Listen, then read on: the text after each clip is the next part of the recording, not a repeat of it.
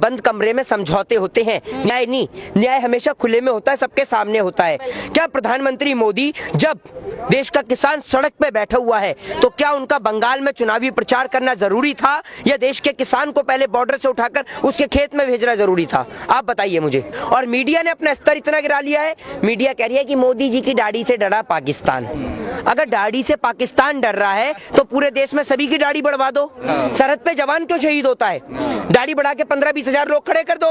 अगर सबकी दाढ़ी बढ़ गई देश में, तो जब दाढ़ी से पाकिस्तान डर रहा है तो हम 2-4 देश पे कब्जा भी कर लेंगे। जिसके माँ बाप ने जिसको जैसे संस्कार दिए हैं ना, वो वैसा ही बोलेगा। समझ रहे?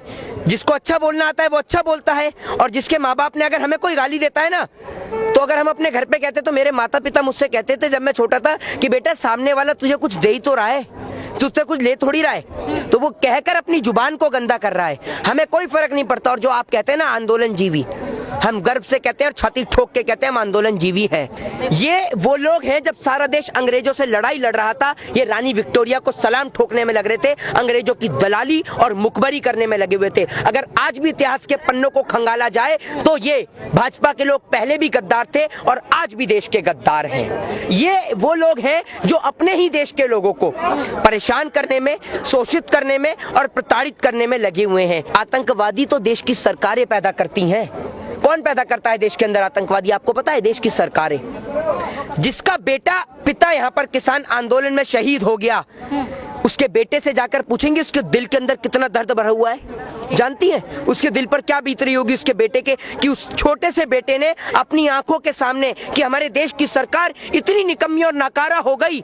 आज जो हमें आंदोलन जीवी कहा जा रहा है ना, इन आंदोलन जीवी के बदौलत आप यहाँ पर खड़े होकर सवाल पूछ रही हैं और मैं जवाब दे पा रहा हूँ। वरना आज भी आप और हम किसी अंग्रेज के घर में बैठ के उसके जूते और चप्पल साफ कर रहे होते। ये बोलने की आजादी देश के अंदर आंदोलनकारियों ने ही दिलाई है। वो राजगुरु सुखदेव और भगत सिंह जिन्होंने फांसी के तख्ते को चूमा, वो देश के अंदर चंद्रशेखर आजाद, महारानी लक्ष्मीबाई, अशफाक उल्लाह खां जिन्होंने देश के खातिर छोटी सी उम्र में अपने घर को छोड़ दिया, परिवार को छोड़कर फांसी के फंदे को चूमा। देश के अंदर आजादी सभी को चाहिए, लेकिन लोग सोचते हैं भगत सिंह किसका बेटा बने।